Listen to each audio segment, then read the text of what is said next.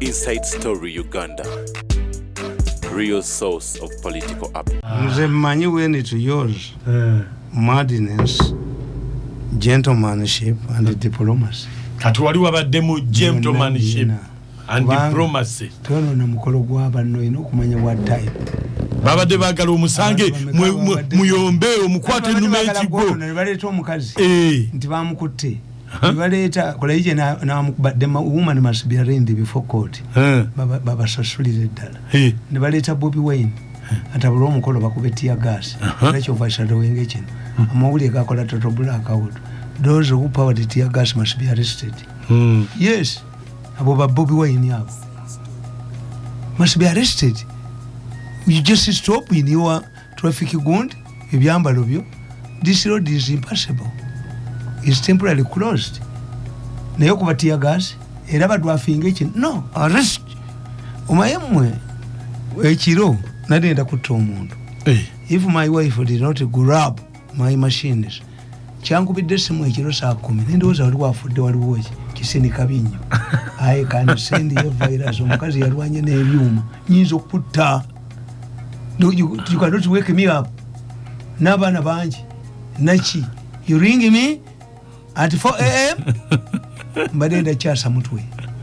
I can send you virus ne kuba mutwe ne bagayi wafudde ekikutuko. Nsagedde bya bujozi byo mu bijoge bye muzanya nabo. I'm a tough man. But what is important now? This government has embarked on what we call in political science a self-destruction mission. Self-destruction mission, omuntu akola ekintu nga tamanyi nti kimwonoona. In all countries, governments fear scandals. A government must move in immediately. A scandal is like a revolution. Once a revolution occurs, it is not stoppable.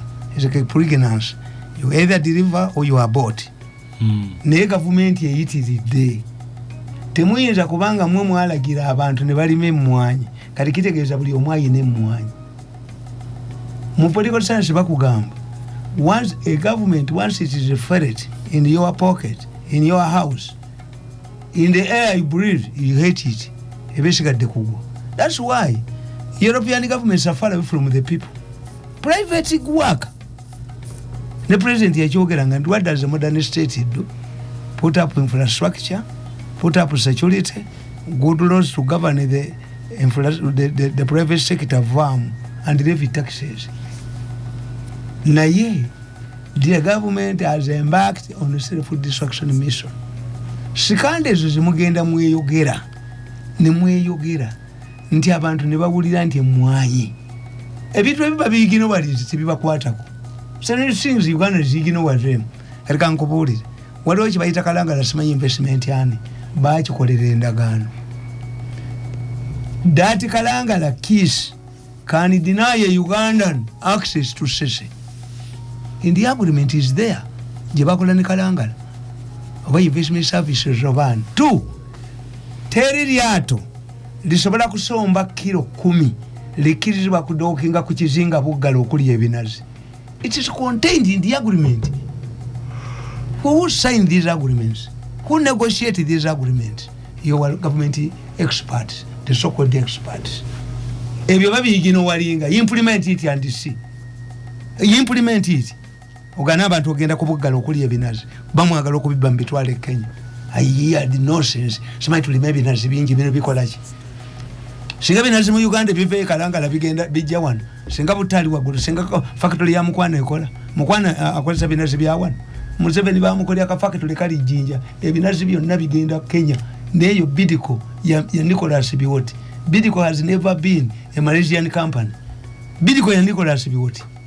Bidco use the stupidity. Kakati is emmwanyi. The woman is correct. Omukazi mugezi. Woman refuses to go to parliament. These parliamentarians who are stupid. Did the woman come and grab your coffee? Or she is operating within an agreement? An agreement is signed between two equal partners, where you are experts. But you are. And you keep on haggling, inciting the people. What happens? Singole kasente waka, tizaguli abana mmere. Omukazi nazirya nazikola mu enviri. Do you come up in the open and start accusing and counter accusation? Abana bwe bawulira nti mama wamwe esente nazibalekedde ne musibe njala bajja mu kyawo.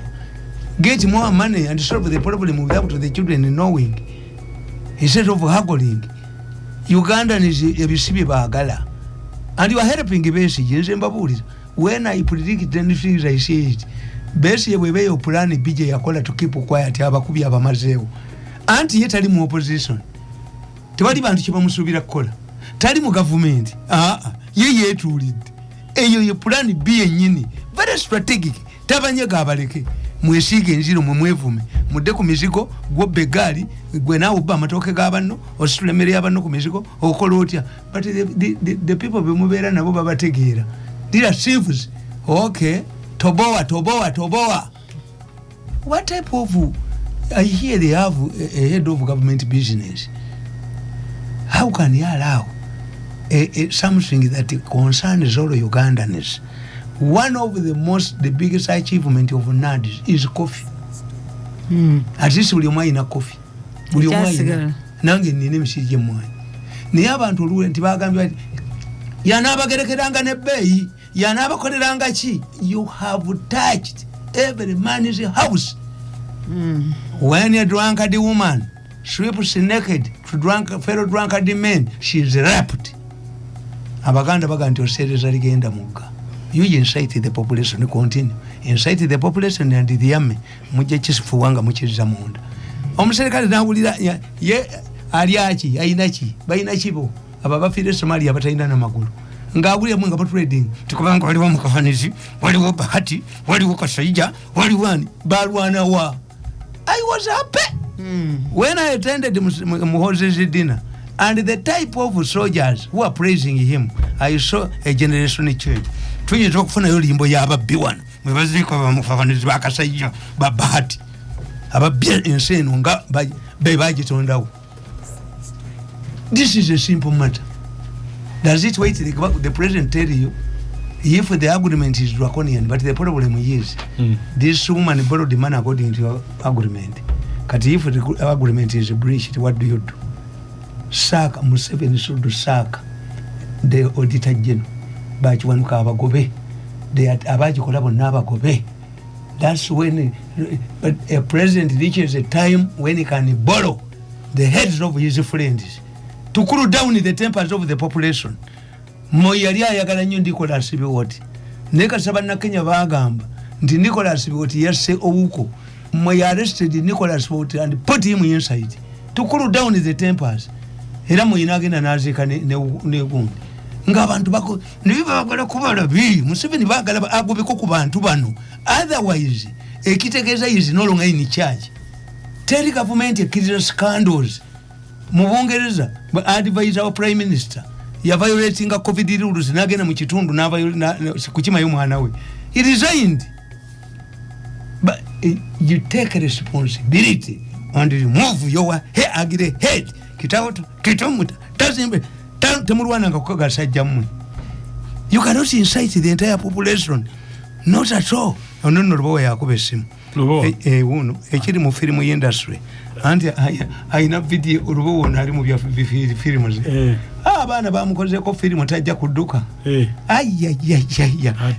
Erienuka. Eri film enuka. Nono omukadde yani bwe babizannyewe. Namukubira essimu. Lubowa kati namuweereza message. If you don't talk to me, nenda kupita wuna akubye Lubowa. Atata kubira oli kumpewo agato yogera film etambula yajja kabaana 13 sente n'ataziba wayina akomereramu ennyumba n'abaana abawala ne bamuzannya mu film wagirabyeko ajja erienuka ewunya Lubowa atajja kuddamu kubeera kyali n'omukadde omulala omukadde oyo abeeramu yani bamuyitani omukazi omusajja bwe babizanya nayanuka bombi banuka eri firimu mbi nnyo firimu mbi abaana bawala bazanye firimu mbi oba bazanya kwabo baluwa ekiri mu firimu industry yabajjako $3.5 buli omu kakati ate ne babakozesa interview ezo mumpali babo balubowa niba ni abasajja balina emigongo abaana 305 nga goli mu interview za byuma migongo kigizo namugambye nti nkubiranga sinagenda nakuba ekiro nenjireka kakati agantonzita film gwe ndita abaana sente zaabwe bwajja ko sente nze ndi musajja mukulu manyike kitegeeza and why they came to me neeri film enuka kakati nkugamba nti Reagan bakwata advisor we kano Oliver North ngatonda ebyokulwanyisa bafune sente okuwa abasandinista abali balwana Nicaragua yamuwayo ne bamusiba Museveni should allow those who are drafting these draconian agreements to leave their jobs to come down with the situation kasitamu kutte ku mwanya amata kati for the first time in Uganda nakule wafa ku kyalo ng'abasajja waliyo Sulite agula maliba olwaleero ku government eno ey'abalunzi b'ente fe abalunzi b'ente eddiba tewali aligula balifumbira mbwa amata enyama erimu faludon yagiyambaki monopolism enyanja bagiyitanga Lake Victoria Bank ng'abavubi bagenda ozirya kivubi bagiwambi ne bagikolamu plots ebikajjo by'abasoga ne mubibba what is remaining ne mutunda organiza abantu waliwo delegation erira Choko Hospital naye kansubire nti badde njiraba ku byuma byange erira Choko Hospital kansubire nti yatuteyo kyuma kya kansa. Ndugu zangu kutoka Tanzania, habari karibu hata abo bakaribisha nini kwa nini wanawakaribisha echo kitegedde Museveni should tackle the problem where it is. Who drafts these agreements? Is he ending up? Kubanga an attempted rape and rape is punishable the same. Even if they rectify the agreement, abantu baba kulekana obadde obabbye ate katocha akisobola ne gy'onooleta yonna bajjajigana buli agreement gy'onooleta yonna okujjako nga baliyo bagobya abakola ki, and they are easy. We can identify them. Who has the responsibility of drafting agreements on behalf of the Ugandan government? Bafulumye ngalabi zaabwe. Yes. And you see, this is how the government is nanziraba. Kasa government is breaking into two. Bebo, era wadaba government yo, but jinja iganga kamuti. UPC Science, UPC Syndicate, UPC Mfungulo, ezo zali mwankole. UPC Buganda.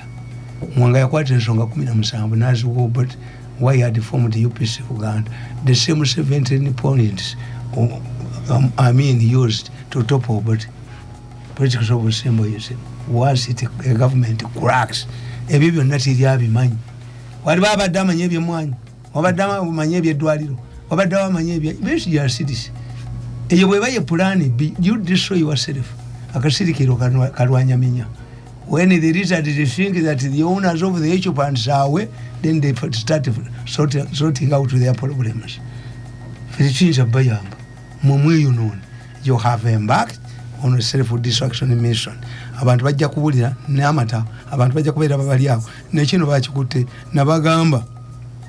The president yali agenda okugulawo one of the industrial parks between Masaka and Lyantonde. Amasannyalaze ge bawayalinga mu aluminium waya bazibbako ekiro. Bazikwatira wa muyindi. Ate poliisi yali abuli ssente. Teyabakwata. President yagenda oba bamuwa nsonga ki. Kati Mukagundi muwanyinazi Mukagundi yankubidde essimu. Mukane yayambalanga ebyayenale. Ennaku gyayina eyoza lumonde. Atandika ati ennaku okwoza lumonde. Anti kasa president yamusuubiza kino na kino. Alina ku kabanja nenanyini ttaka namuga nti wafunye omudidi. Oba Museveni olukwogerako n'abadde bakuwa ebbanja nga tebakyakuwadde. Yes. Abaserikale, a commander sacrifices living soldiers to rescue bodies of their comrades.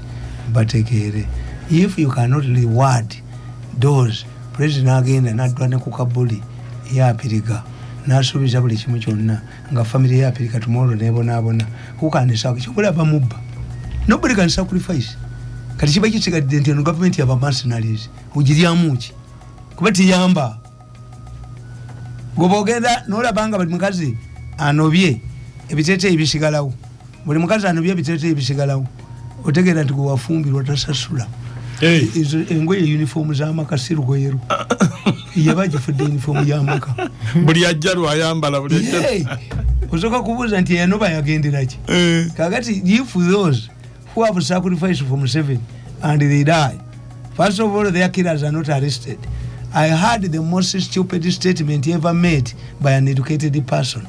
Eriwa ono omukazi yayogedde omukazi naye mumwesiimi kuba ne bwemwogera mu basiru. How can a DPP say we have failed to arrest the killers because we don't have an extraditional treaty, extraditing somebody? International relations now has killed the borders. You cannot say that a country obamuyina treaty yobate mujina a killer who killed a suspected killer who killed head of a justice department in a country alemerayo. What omukozi oyo okumanya omusiru nnyo before the president mayihira ensingo twali kisanze nammanve gwakola mu justice nga munno omukazi bamutta justice ng'ali mu justice which means the killers can also pounce on you and you joke nti tulina ogundi twise yonna. What efforts have you did? And these people, they are stupid. Why? Any government that will come to power will first put up a commission of inquiry to discredit the earlier one. Ebyo bimwogera n'obusirusiru bijja kudda bakubuuze you are an accomplice, you consider the evidence. Why? What efforts did you do to bring this person, a suspect, back? Until law, international law. What about bilateral arrangements? What about bilateral arrangements? What about the Interpol? Chebazanya Museveni kyali kimu nti Akulo would be a prime suspect in the murder of Nekabushenga. Badira Akulo ne bamuteeka mu Interpol. Kakati ate Akulo ayakomyawo ati oli. Ane president naganza abamutamba manyi. Yes, ate bano bakola ki? Era nasanyuse nnyo uyu muganda ngo wenjendo munyolo magambo. Ranka ye ya major baje confirminze ne assistant inspector commission police. Ense natambula kyobula president yaganyo bye sente. Tukuwe sente zentono zikozesezaaji. Oyina ekinywa kyenku n'obutiko bukolemye okujjisa tukongera ekinywa ekirala ebikongo byona afumba. When you are talking before the president, nze nabatunuliranga nalaba omukazi omukalamoja nga agamba president, Mr. President, I was in Kalamoja 2 weeks ago, but I found they use idol. Allow them to wrestle cows at least once a month. Ono minister nalaba omulala no professor Gondi Sudiri Yazimba. I had a stupid MP talking about that plot. Omusajja yali mugagga nnyo nga yina ennyonyi a Paris plane mwatambuliza n'akabulira abantu. President yali aganya okujjawo Simon nibamugaa nti hafu naga nti abaana bajja abazungu bakunama essomero bali sifuting sente bazibba. Poloti nebeerawo nerayinga aido Sudiru n'agizimbamu. Kati blame Sudiru yabayamba. Sudiru yaliwo nga gomwaliwa. The man is there, an Arabu, a rich man.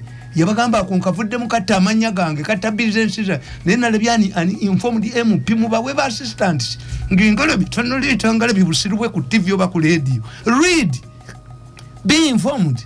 Nena laba professor president yali akajala yaleta abasajja ba Nigeria Museveni amboza negwe ebikwata ku poloti yeto bimanyi kajala natuna engalo binoje irataliwo nenda ba professor najja namugamba nti gweva mu kalulu nja kuwa minister naye kalulu kavemu kati yali afuluma tamanyi nti bana bambala leya yali aganda bo bagenyinga ye nagamba oba ye yennyini agenda kukwata nampera bwa minister bali ne bawulira ne bagera mu muga ne bafulumye gwa okuzatu era naye yali professor president yamugamba Where is that file, Professor?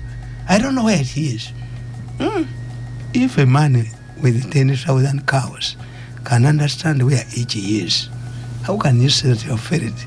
You don't know where that file is. Professor Nalego Lutwe. But the problem with the cattle keeper is that his head is always on his cows. Can you ask a cattle keeper like that? Yamugamba, Professor, give that, when you get that file, give it to this man. Yajo jisobola dikola. Nkala bini wafulumya. Ne okwogera maaso ga president. No ganti, I will defend myself till we don't have an extradition treaty with this country. Haven't we had cases where criminals are charged in absentia? What type of DPP is this? And he goes back with his head after talking to a head of state like this of a murder? Not that you. Banene bamukwate ne mungalo nti oyanuku. Busiru ku musiru.